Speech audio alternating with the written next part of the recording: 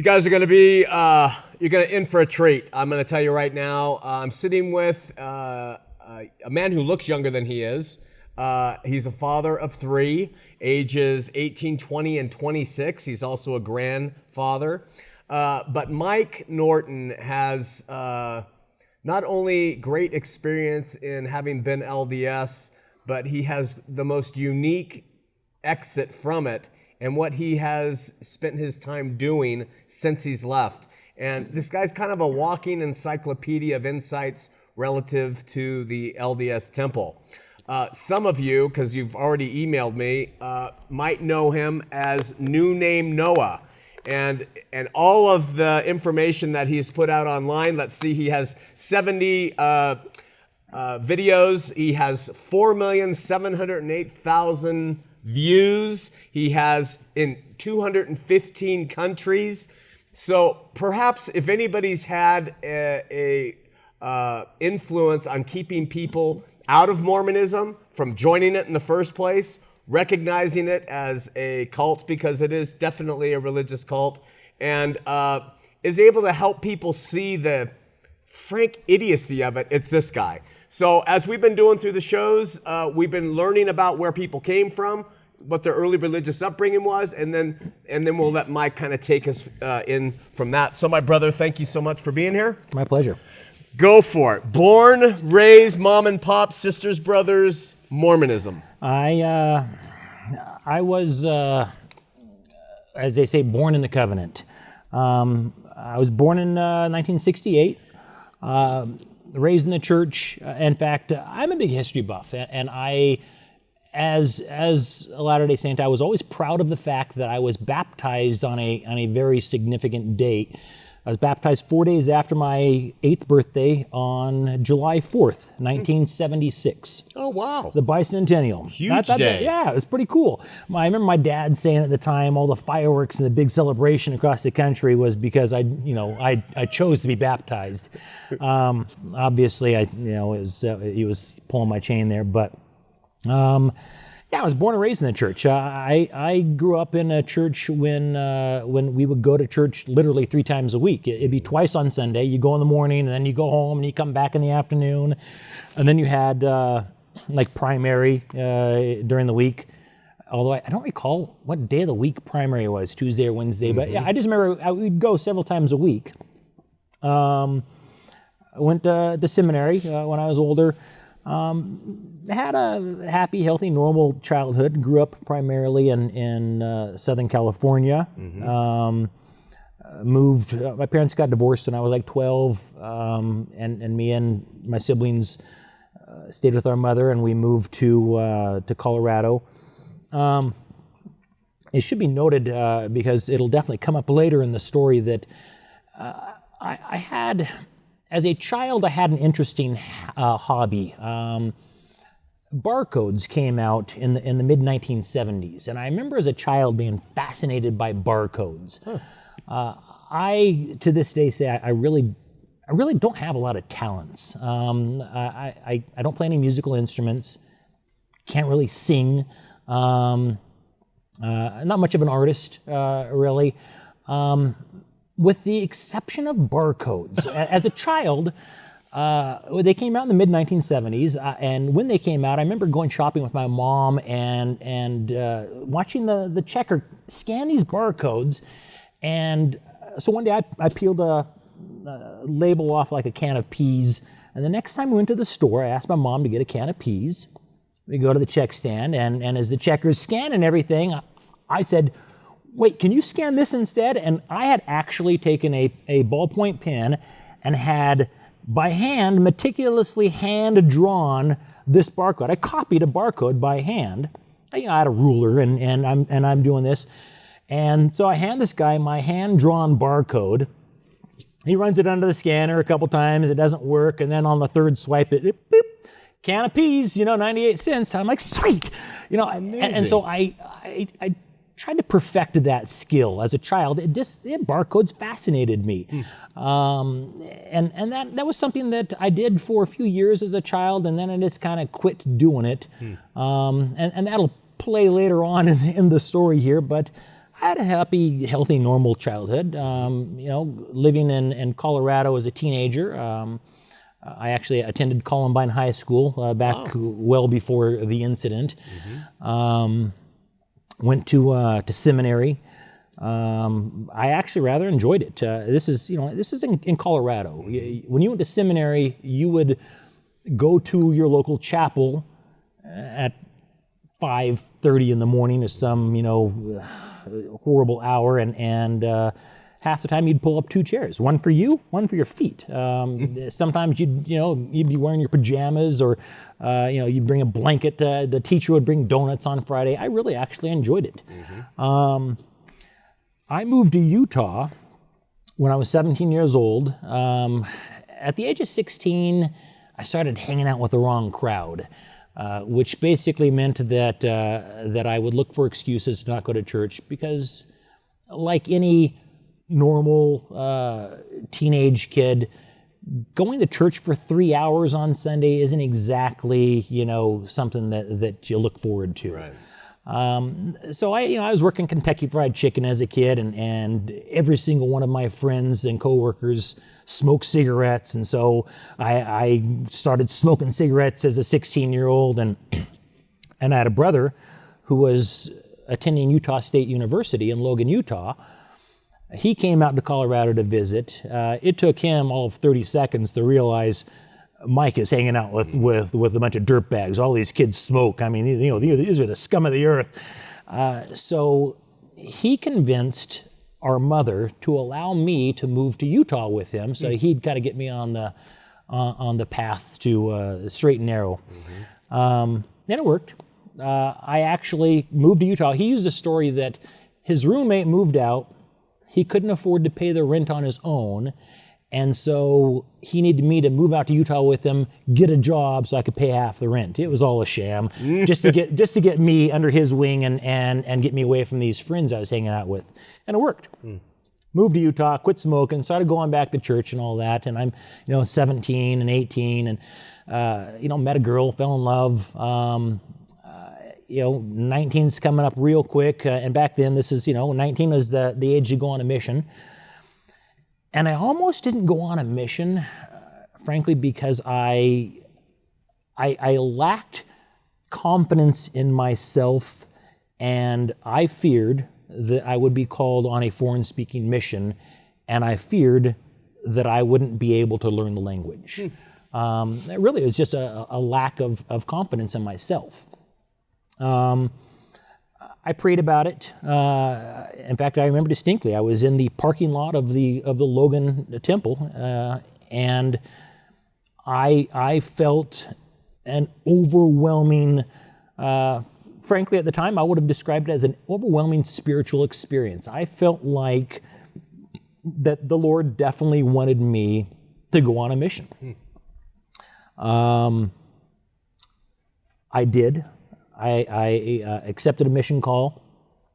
I went to the California Ventura mission, and it would be an understatement to say that I was as passionate of a missionary as a Mormon as I am for the truth as a former Mormon.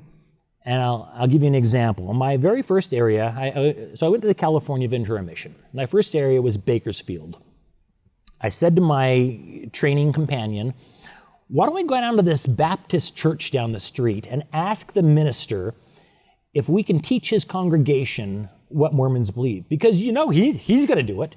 I mean, this is in the mid-1980s, well, it's 87, and it was not uncommon for Baptist ministers to have a lesson on what those pesky Mormons are going to try and tell you when they knock on your door. And so I figured, let's give it to them from the horse's mouth. In fact, I even remember I don't remember the name of the church, but it was a Baptist church, and the minister's name was Garth Black. My companion and my companion thought I was nuts, but he's like, all right, whatever. So we go to this church, and basically I just told the minister, a lot of churches like to educate their congregation on what Mormons believe, and sometimes they get the facts a little off, a little wrong. So we were wondering if you would allow us to teach your congregation what the Mormons believe. I mean, I was looking back on it now, I laugh at my naivete. And your zeal. Well, yeah, I mean, I figured, Parley P. Pratt and Heber C. Kimball, those guys were teaching congregations. Why can't we? And Mr. Black, Garth Black, politely declined our invitation. But it wasn't the last time I would try that. So every area of my mission, I served in the San Fernando Valley. I served in Northridge, California, Moore Park, California. I served in a little town outside of Santa Barbara. And everywhere I go, we would find the local, usually the non-denominational and or Baptist churches. We stayed away from the Catholic churches because we knew the Catholics weren't bothering with us. We wouldn't bother the Lutherans or the Methodists, but those darn Baptists, we knew they had a jonesing for the Mormons. So we would make a point. I made a point of taking all of my mission companions to the local churches in the area. And in my last area, Thousand Oaks, California. My second to last companion, his name was Jeff Adams. I don't know if he'll ever see this, but Jeff Adams was honestly one of the nicest guys you'll ever meet. I told him a little story. He's like, yeah, I'm down for it, whatever, you do the talking. We go to the First Christian Church of Thousand Oaks, and I gave the same spiel to the guy, let us teach your congregation, all that, and he says, I don't see why not. That would be a lovely idea. And I looked at my companion, he looks at me, I looked back at the guy and I said, we have a lot of information to share. We might actually need 2 Sundays. So he says, I think we could do that. Okay, all right. And I'm like, well, let's pin him down. And I'm like, how about next Sunday and the Sunday after that? And he said, well, so we worked it out. And sure enough, just a couple weeks later, we were scheduled to teach, not his entire congregation, but we were scheduled to teach his entire adult Sunday school class what the Church of Jesus Christ of Latter-day Saints teaches. It's the First Christian Church of Thousand Oaks. I'm sure they're still there. Nice people. So we taught the first discussion to him the very first Sunday. And then Elder Adams got transferred, and I get a brand new companion straight out of the MTC. And I'm telling him as we're driving back to Thousand Oaks from Ventura, where the mission home was, that what our schedule was like that week. I'm like, well, let's see. So on Tuesday, we've got dinner with the Cranmers. On Wednesday, we're teaching the second discussion to Bob Johnson. On Thursday, we won't have anything. Let's see, Friday, Saturday. Sunday, we're teaching the First Christian Church of Thousand Oaks Sunday school class. Monday is, and he's like, we're what? He was British, by the way. Nice guy, Greg Freeman. He was a little, as the British say, gobsmacked. Yeah. He said, you're pulling my leg. And I said, I do a horrible British accent, but I said, no, actually, we taught them last Sunday, and we gave them all Book of Mormons, and we're teaching them again this coming Sunday. I said, I don't know what they taught you in the MTC, but around here, we teach congregations, Elder. And I said it dead straight face, and we did. It was literally the highlight of my mission. You look like you enjoyed the mission. Your face kind of glows as you talk about it. I did enjoy it. I'm not going to say I was a perfect missionary. I got in a little trouble at the very beginning of my mission because I felt like as a representative of the Church of Jesus Christ of Latter-day Saints, we needed to know what the enemy was saying. And the enemy was the rest of the world. There was anti-Mormon literature out there. And frankly, some of it was a load of crap. I will specify one very specific example, and I will strongly encourage the man to challenge me on this. There's a book called The God Makers, Ed Decker. Ed Decker, if you're watching this, in my opinion, which relieves you of any legal liability, in my opinion, Ed Decker is a liar, and his book, The God Makers, is trash. And there's a reason why the book, The Truth About the God Makers, which I think you can still buy in bookstores, is twice as thick as the Godmakers, because in my opinion, the Godmakers was nonsense. It painted Mormons out to be literally Satan worshipers. They're worshiping Satan. And I disagree with that wholeheartedly. I was born and raised in the church. I'm pretty sure if I was worshiping Satan, I would have known it. And it was just trash. So I learned what the anti-Mormons were saying about us, but I didn't want to support them financially. So I would send them letters and I would say, I'm thinking about joining the Mormon church, and is there any chance you'd send me a copy of your book? And they would. They'd send them to me for free, typically. There was a company, I think they're still in business, called Firefighters for Christ. Oh, yeah. Mormon Missionary, so at least back in the 1980s, we would send them a letter requesting copies of their cassette tapes. We would then record over their cassette tapes and make recordings and send them home. So I would do audio recordings to my girlfriend and I would send them home to her on Firefighters for Christ's audio tapes, usually the anti-Mormon ones. Yeah. But I got to know the anti-Mormon literature inside and out. I kind of became the unofficial mission apologist. I was the one, when somebody had a question about some anti-Mormon information that they didn't have the answer to, they'd call me. I'd get phone calls from sister missionaries that call and say, Elder Norton, is it true that Joseph Smith said there's men living on the moon and they're dressed like Quakers and they live to be 1,000 years old? And I would say yes, he did. But then I would give an explanation as to why he said that, and I'd put it into historical context. And then they would go to their investigators and say, okay, well, here's the explanation. Did Brigham Young say there's men living on the sun? Yes, he did. But let me explain why. So I got really good at rationalizing, and frankly, I got pretty good at being an apologist for the church.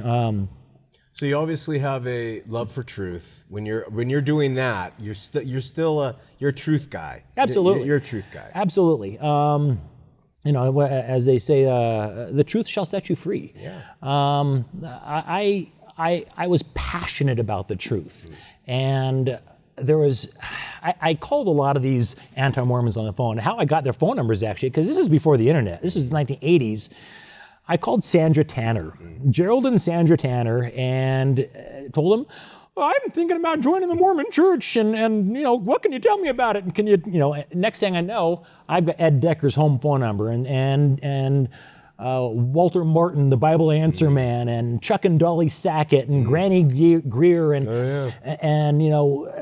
Ed Decker, and Dick Bear, and all of these anti-Mormons. I had their home phone numbers. So I started calling these people and telling them, hey, I'm thinking about joining the Mormon church. Can you send me some of your materials? And that way I'm not supporting them financially, but I'm getting their anti-Mormon literature and studying it. But there's really just one that frankly frightened me. I got a copy of Mormonism, Shadow or Reality by Gerald and Sandra Tanner, and I probably got about 10 pages into that book, and it scared me. It scared me bad, and I put that aside. Well, one of my phone calls was to Dick Bear. I believe he was one of the co-producers of the movie The Godmakers. And Dick Bear called back. I left a message. He called back, and somebody answered the phone, one of the missionaries in our apartment, and he says, he asked for Mike Norton. And I got on the phone, and he says, Elder Norton? And I didn't know who it was, so I said, yes. And he goes, I knew it. Yeah. He said, you are a liar, and I'm gonna tell on you. I'm gonna call your mission president. How dare you waste my time with this and all that? You're a Mormon missionary. And he did. He ratted me out. Dick Bear called my mission president, basically said, you got one of your missionaries calling me, pretending to be an investigator, and I got read the riot act by my mission president. Interesting. It did not stop my desire to learn their ways, but I definitely avoided Gerald and Sandra Tanner's stuff because it just scared me. Jump ahead with me. Don't want to prolong too much because we don't have much time, but Came back, got married in the temple. Got married in the temple 6 weeks after I returned home from my mission to the girl that I fell in love with before my mission. Had 3 kids with her. Was still an apologist. Ed Decker came on tour, on a little speaking tour in the early 90s in my town in Logan, Utah. And I contacted his ex-wife and got some dirt on him because, like a good little Mormon, I didn't attack the message, I attacked the messenger. So I showed up at the church where Ed Decker was preaching and put little flyers on the windshields of all the cars in the parking lot, basically saying, I don't remember what I was saying at the time. I think it was essentially saying that, he had an affair on his wife and multiple affairs, and he wasn't paying child support, and it was personal character attacks on Ed Decker. It wasn't his message; it was him personally. And then the next day, he went to Brigham City, and I followed him there. And that's when Ed and I kind of got into it a little bit. He called the police on me. The police basically said, he's standing on the public sidewalk handing out flyers. He's not breaking any laws. You got a problem with it, sue him. He threatened to, and I said, bring it on. He never did sue me. You're proactive. I was a passionate Mormon. I mean, as a missionary, I'm going to churches, teaching congregations, and when I got home from my mission, if some anti-Mormon came to my town, he's going to have me to deal with. So what happened? Flash forward to around September of 2001. I was making good money, very good money. I was pulling in about $200,000 a year, and I wanted to find a piece of art to hang on my living room wall that would combine my love of the church with my love of history. And I thought of a perfect idea. I'm going to buy an original Mark Hoffman forgery. And for any viewers that don't know who Mark Hoffman is, Google him. He was a member of the LDS Church in the 1980s. He conned church leaders out of hundreds of thousands of dollars by selling them forged documents, including the infamous Salamander letter. I had a budget of about $10,000, so I figured I'm going to find a Mark Hoffman forgery. So I go online, I Google Mark Hoffman forgeries for sale, and I didn't find one, but instead I found a website, Dr. Shade's page on Mormonism or something like that, made by a guy named Jason Galentine. And I'm reading this story, and it was a story of the Kinderhook plates. And for your viewers that aren't familiar with the Kinderhook plates, in a nutshell, Kinderhook is a town near Nauvoo, Illinois. A couple of guys decided to con Joseph Smith. They made some bogus little plates, some little brass plates with some chicken scratches on it, and, dug them up, and somebody, of course, said, hey, the Mormon prophet can translate that. And the next thing you know, these plates are in front of Joseph Smith, and he says, and I believe the exact quote was, as he's looking at these plates, I see they contain a record of the man with whom they were buried. He was a descendant of Ham, through the loins of the Pharaoh, and he received his kingdom from the ruler of heaven and earth. And of course, all the Mormons are like, yay! And of course, the Times and Seasons, the Mormon newspaper, had a picture of I don't know what they call it, lithograph or whatever, of all these Kinderhook plates on the front page of the paper, and a local newspaper said, this is going to be nothing short of a sequel to the Book of Mormon. Well, Joseph Smith had a habit of dragging things out because he had to keep fleecing the flock. And so, for example, when he got the Egyptian papyrus that was used to create the Book of Abraham, he took years to translate that because, whenever somebody would say, well, what's the prophet working on now? He's still translating away on that papyrus, and boy, he's almost down to that. He just drag it out. He can't just crank it out 1 week because, the next week they'd be saying, well, what have you done for us lately? So as long as he would say, I'm working on this, then it was fine. Well, Joseph Smith got killed before the Kinderhook plate translation really ever got off the ground. Mormons to this day will say that he really never showed any interest in it. And at the time, as an apologist on my mission, I was familiar with the Kinderhook plates. I knew the story but I knew the church's version of the story. I didn't know the real version. The church's version kind of glossed over a very important fact that bothered me, and so I decided to go online and investigate it and find out a little more about this. And the more I investigated, the more I realized, oh my gosh, Joseph Smith, he lied about this. But I rationalized it as a Mormon. I figured, you know what?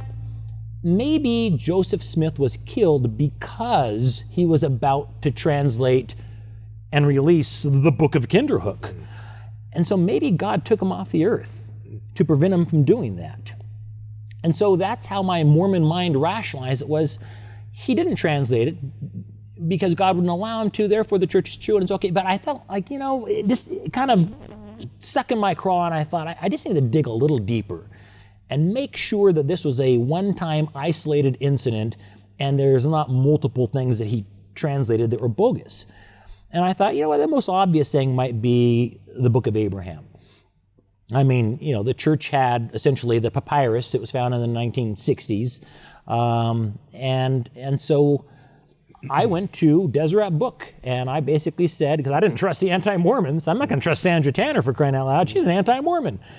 So I went to Deseret Book, and I basically said, I want to buy anything about the Book of Abraham, the Pearl of Great Price, the papyrus. If it has anything at all to do with the Book of Abraham, I want to buy it. And I bought all these books and stuff, and I spent literally weeks reading everything. I mean, I was self-employed at the time. I told my employees essentially, you're running the business, I'm busy, I got a project here. I spent about 18 hours a day, literally every day for weeks reading. And the more I read, the more I realized, oh my God, he made it up. The Book of Abraham, he made it up. The evidence was so overwhelming that I couldn't deny it. And I would challenge any Mormon who watches this, you've got to dig into the Book of Abraham. I went on to the Doctrine and Covenants. I got out the 1833, from Sandra Tanner, I got an 1833 photocopy of the Book of Commandments. And the 1835 Doctrine and Covenants, next to the 1984 Doctrine and Covenants, all three of them. And I'm literally reading verse 1833, 1835, 1984, and the more I read, the angrier I got, because I realized he just changes everything. I mean, he says one thing in 1833, and 2 years later, he's totally reversing his stance and changing it. Is this how God works? Does God give a revelation and 2 years later changes it to suit his needs? I realized quickly that the Doctrine and Covenants was a sham. And the last thing was the keystone of my religion.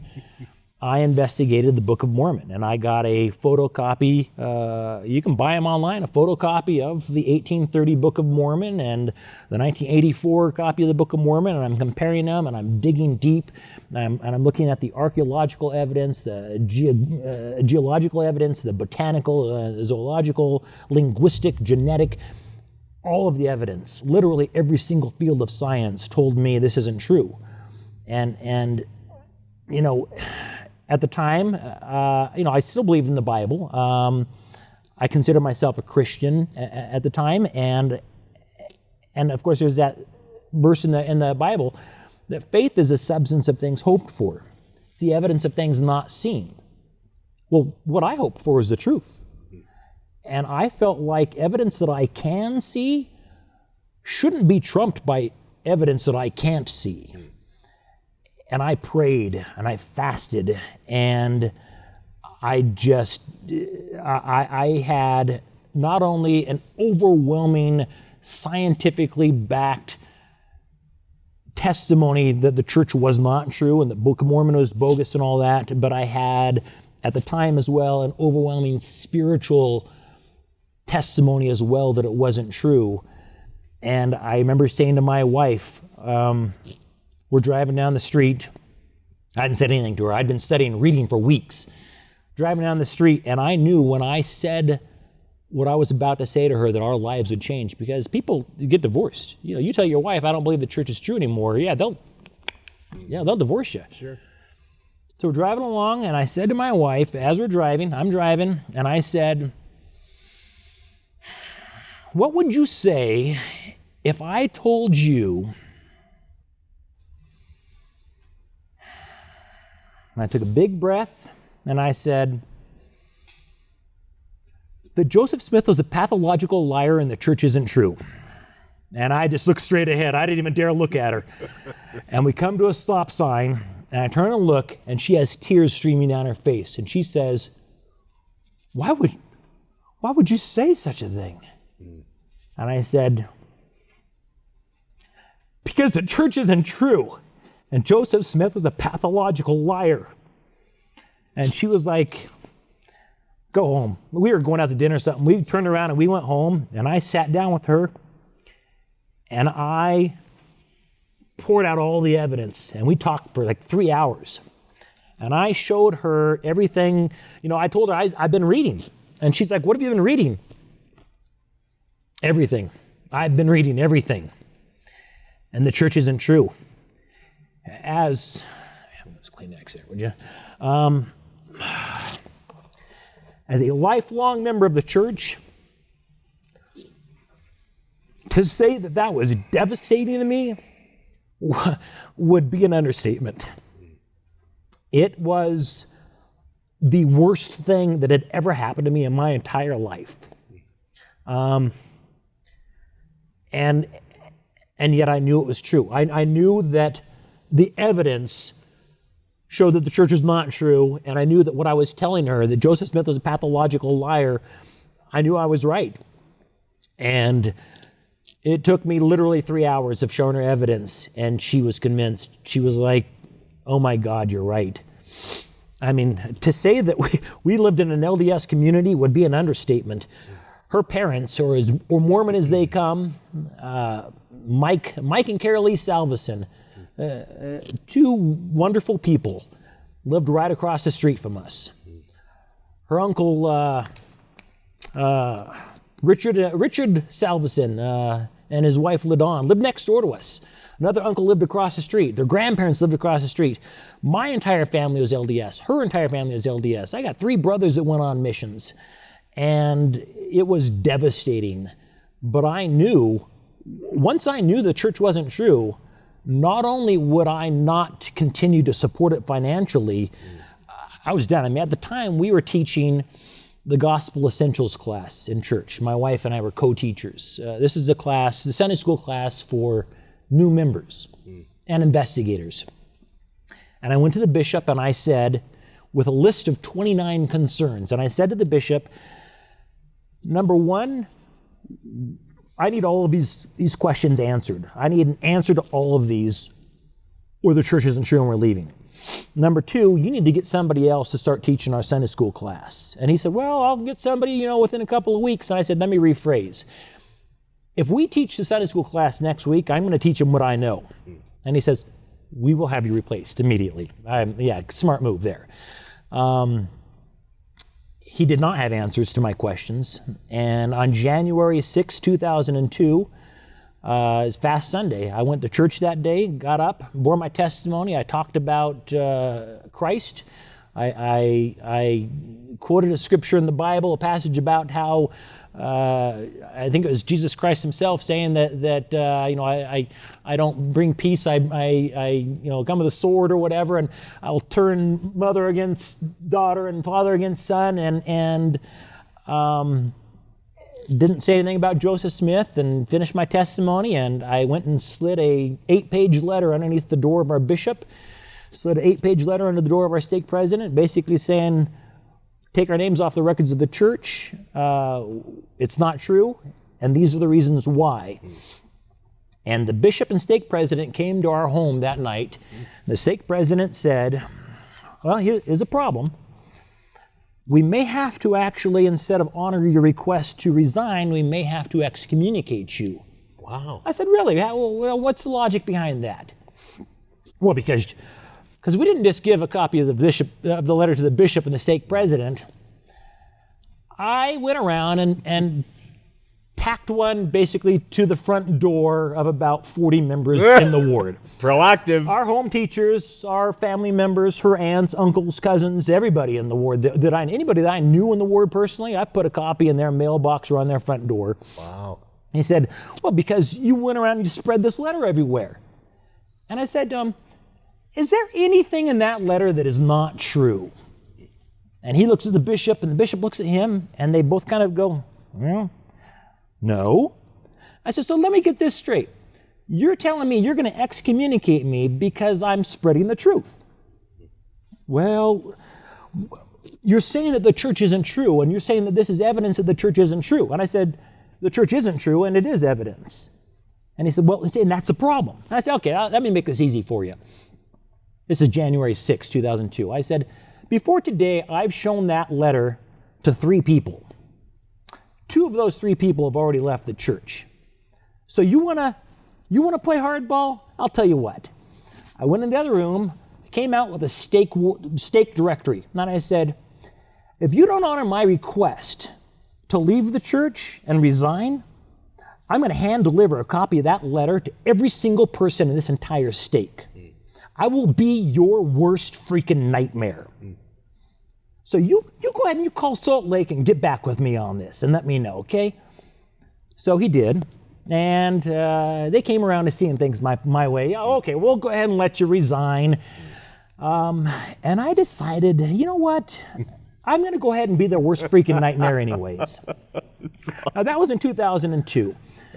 2005, back in the 90s, I used to be a private investigator. For several years, I was a private investigator, and one of my specialties was surveillance. Undercover surveillance. I would spy on cheating spouses, and I was pretty good at it. I also did a little work for the state where I would investigate workman's comp fraud cases and all that. And so it started in 2005. I wasn't recording with cameras, but I heard online that they were making some significant changes to the washing and anointing ceremony on January 18th, 2005. So that day, I went to the Jordan River Temple, and I went to the washing and anointing, the initiatory, did washing and anointings. My plan was I was going to pretty much memorize the new script, and instead of doing that, I saw this thing that said study booth. And I'm like, oh, it can't be this easy. I walk in the study booth, and there's 2 guys sitting in there with laminated copies of the new script of the washing and anointing ceremony. So I just asked this guy, excuse me, can I see that for a second?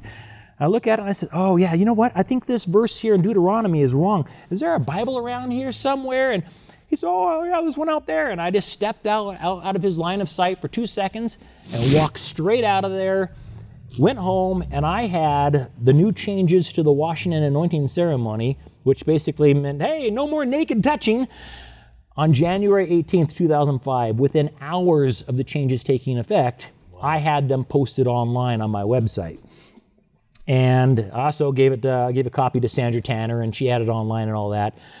And 5-6 days later, 2 nice men from church security showed up at my house with a letter saying, essentially, you're no longer welcome on temple property, and if you step foot on temple property, we'll have you arrested for trespassing. And I laughed and told them to get off my porch or I'll have them arrested for trespassing. That was 2005. Flash forward to 2011, the GOP candidate for president of the United States is Mitt Romney, a man who has sworn an oath to consecrate all of his time, talents, and everything that he has or ever will have to a cult.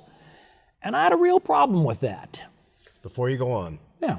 I just want to point something out which you may have observed, and that is, I didn't know this about Mike, but he just shed tears. This is a man who is passionate about being LDS, and he was defending it. He wants truth. He is doing everything, and when that rug was pulled out from under him, the reason I'm making this point is because I think because what he does now is viewed as kind of distasteful by some. And he's not boastful, but he's direct. It's him being burned. he knew he was literally burned. He's a man of passion. He's a man who wants truth.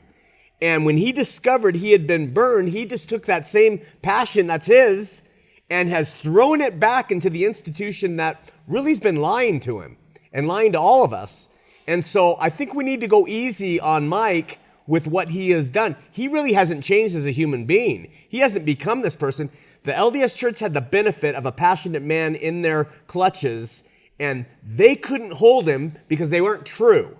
So now he's out there doing with the way I believe God made him, with that passion going after the truth to expose them. So I think we need to, as a group, I don't know what kind of heat he's taking, but I'm sure he's taking it. The ad hominem attacks on his person and the way he is about it. Just look what his history is and what he's come through before you pass judgment. So, 2011. 2011. Mitt Romney is the presidential candidate, essentially, in 2012. The GOP president. There was a realistic possibility a Mormon could be the next president of the United States. Yeah. And I was not going to do nothing about it.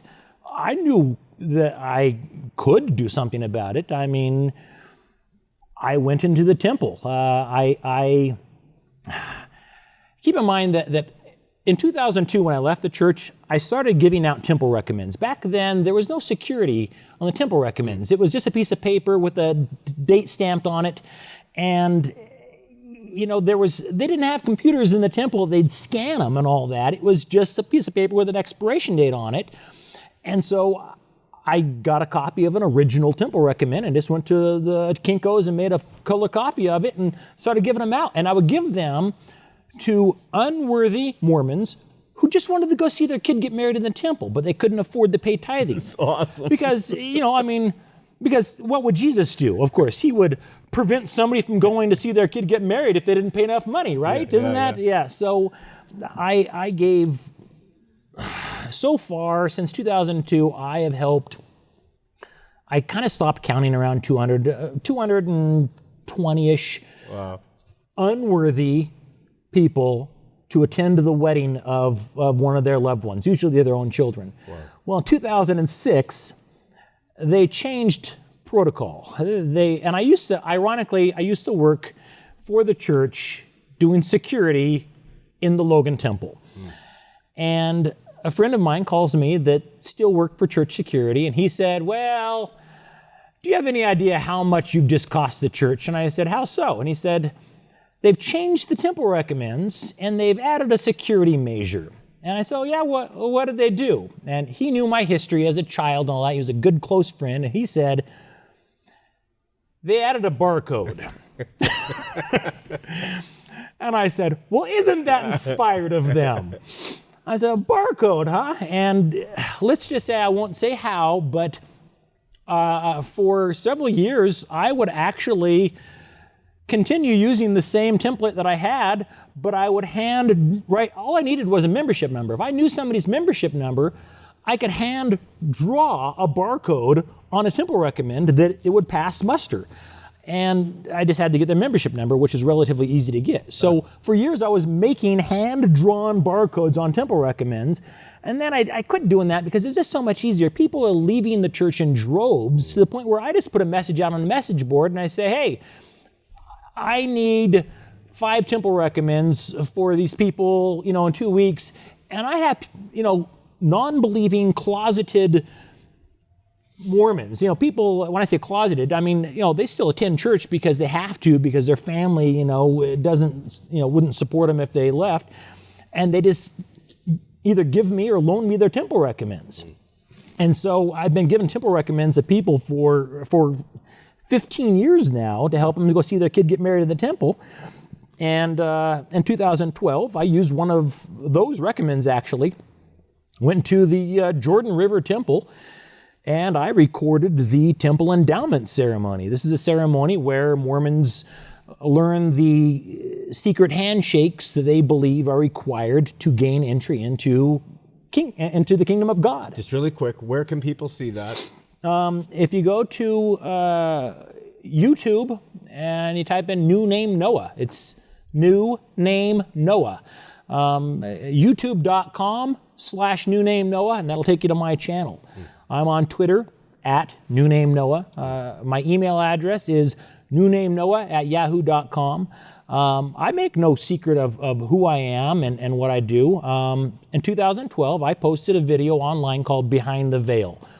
I posted it online 3 weeks before the presidential election, and it's almost to 2 million views now, but a vast majority of those views were literally in the weeks leading up to the 2012 presidential election. Wow. And we all know now, Mitt Romney, lost by a relatively small margin. Now, I don't think that my video necessarily did it. I'm sure it may have influenced some people. Contributed. But in 2012, I posted Behind the Veil. And in 2013, the church started changing the ceremonies again. The endowment ceremony, in most cases, is just a movie. You go and you watch this movie, and it's on my YouTube channel.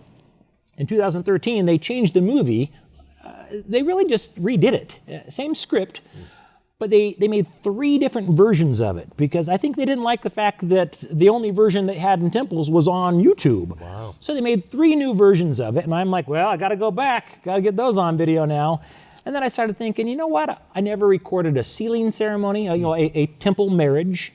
I never recorded the washing and anointing ceremony. So I made a rather elaborate plan, and last year, starting on April 10th, 2016, I disguised myself rather well, I think, and I attended a ward in Arizona for 84 days under an assumed name. I was using somebody else's identity. I won't say whether I was using it with or without permission. That's for church security to figure out. Figure that out. Ask Elohim. And I attended this ward for 84 days. On day 24, the bishop signed a temple recommend and handed it to me.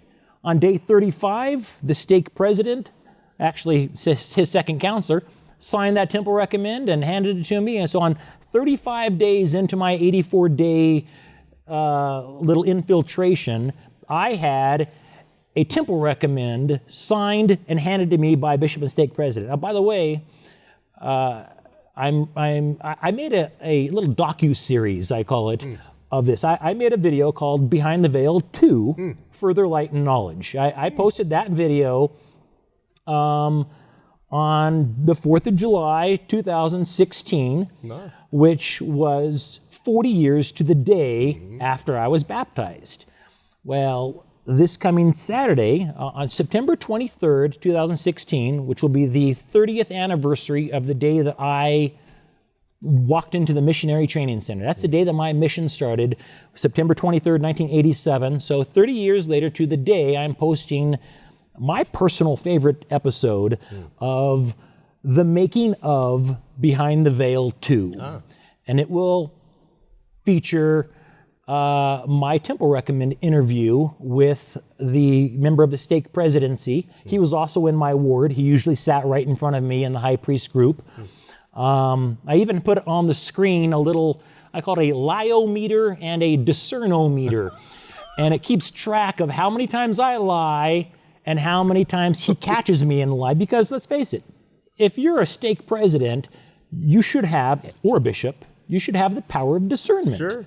The Lord should tell you, this man's lying. I mean, didn't the Apostle Paul have a situation like that where somebody tried to pull a con on him and the spirit of the power of discernment told him, no, this guy's not on the up and up. Well, watch episode 11 and see if my stake president had the power of discernment. Fascinating. Spoiler alert, he did not. Wow. So it's a fun series. I actually, my very first day back into the church, keep in mind, April 10th of 2016, I hadn't stepped foot in a Mormon chapel in nearly 15 years. And for 84 days, I was essentially a faithful, active, tithe-paying member of the church. I had a home teacher. I had a calling. I went to the temple religiously. Wow. I went to the temple from day 35 to day 84, I think I attended the temple 17, 18 times. Let me ask you a question. Yeah. What was inside you during those 85 days that was pushing you to get this done, to get it on tape? I mean, truly, what's the motivation behind Mike Norton to get this whole thing done? I make my videos for three groups of people. 7.5 billion prospective converts to Mormonism who deserve to know what they're getting into. Mormons who have never been through the temple because they're either not old enough or they don't pay tithing or whatever the reason is, they haven't been through the temple yet. Mm-hmm. And the third group is faithful, active Mormons who've been through the temple. They know exactly what goes on in the temple, but they have this belief that God would not allow for somebody like me to go into the house of the Lord. Mm-hmm. I refer to it as the International House of Handshakes, and do what I did. I mean, I was in the what's the name of that temple today? Ochre Temple. Yeah, I guess. Church security really ought to check the cameras. I was in the Ochre Temple today. No power of discernment. Look at this. There's no disguise. Nothing whatsoever. There's nothing they can do to stop me from going in the temple, except if they're in tune with the Spirit of God. If they truly are the only true church of God on earth, and if they have the Spirit, which they believe they and they alone have the ability to actually give as a gift. I mean, Mormons believe that anybody can be influenced by the Spirit. You can feel the promptings of the Spirit. But only the Church of Jesus Christ of Latter-day Saints has the authority to actually give you the gift of the Holy Ghost. The audacity of that is astounding. And so I ask faithful, active Mormons, where's your power of discernment? How is God allowing, all it would take is one person out of all the dozens and dozens and hundreds of people that I have talked with in the temples over the last 15 years. All it would take is one single solitary person to be in tune with the Spirit and have that still small voice say, this man doesn't belong here. They call the police, I get arrested, problem solved. But they don't have the Spirit. Nobody at the temple checking it. Nobody at the veil taking you through. None of the members, not the stake president. I have worked as an ordinance worker in the temple. In 2013, I manned the recommend desk in the Salt Lake Temple, and I was the one checking the recommends as they're coming in the door. And at one point, this party comes in, and the last guy in line, his recommend wasn't good. It was invalid. I just let him go on through. I didn't care. I figured he's here to see a wedding or something or other. Who am I to tell this guy, sorry, you're not worthy to enter the house of the Lord. Meanwhile, I'm not even a member of your church. No, I let him through. So for the three categories, the motive from Mike Norton is you want people that have the truth. The truth. Mormons will say what goes on in the temple is sacred. It's not secret. It's sacred. I'm going to have to call BS on that. When I was 19 years old, back before they removed the death penalties from the temple, they removed the penalties in April of 1990, I literally put my hand to my throat and swore an oath that I would never reveal what I was doing in the temple, and rather than do so, I would suffer my life to be taken. And I also pantomimed slitting my own stomach. I pantomimed ripping my heart out of my chest. Don't tell me it's not a secret when you've got people swearing an oath to never reveal what they're doing.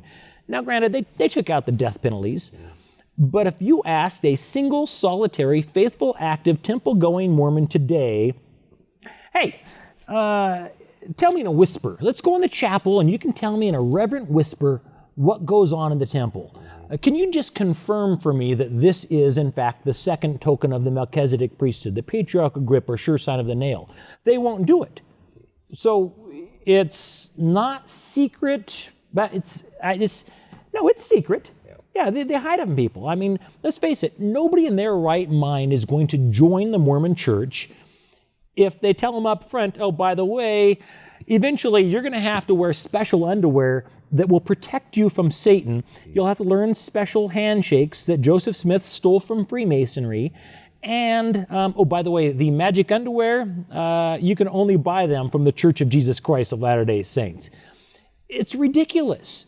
I mean, who in their right mind believes that in order to go to heaven, you need to wear specific underwear, you need to learn sacred handshakes, and give 10% of your income to a multi-billion-dollar corporation that spends those sacred, precious funds on a multi-billion-dollar shopping mall in Salt Lake City with a gigantic glass retractable roof. Would Jesus Christ, if he was on the earth today, spend billions of dollars on an upscale shopping mall with a retractable glass roof?